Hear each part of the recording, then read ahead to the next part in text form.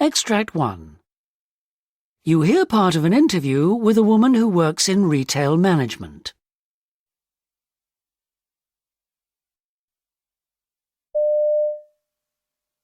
So, Fiona, can you tell me about how you started in fashion retailing? Yes, of course.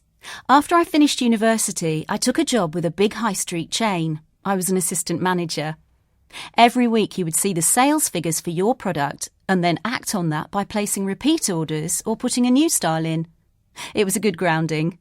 However, most of the staff had been there years and I think I did make mistakes in my dealings with them. I blush now to think of my time there. I then moved on, after 5 years, to my present job. And now you're thinking of moving up the ladder. How do you see yourself in 10 years' time? I would eventually like to be in senior management.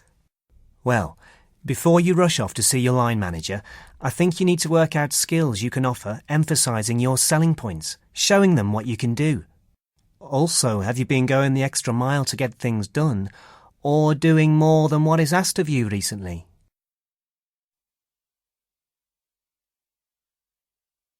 Extract 2. You overhear a woman telling a friend a story about a swan.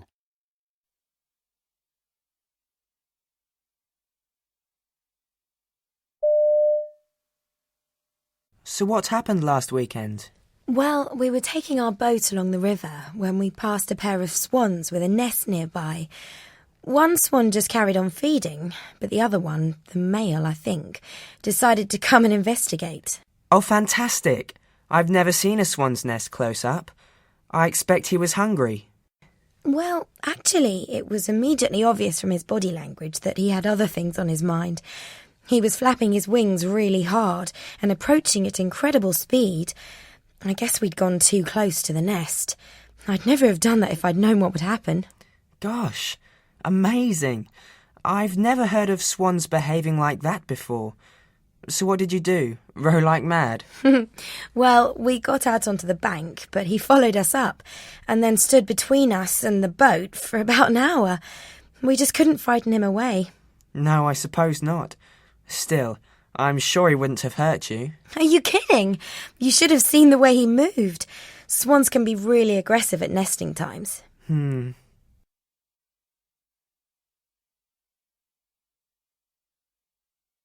Extract 3.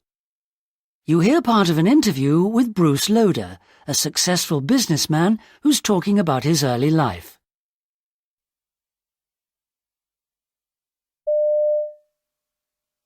Bruce, at school you discovered you had a natural talent for art.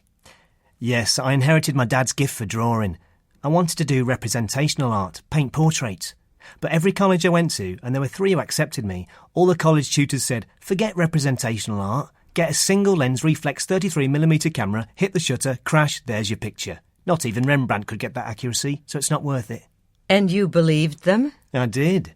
That was my biggest mistake. I haven't picked up a paintbrush since.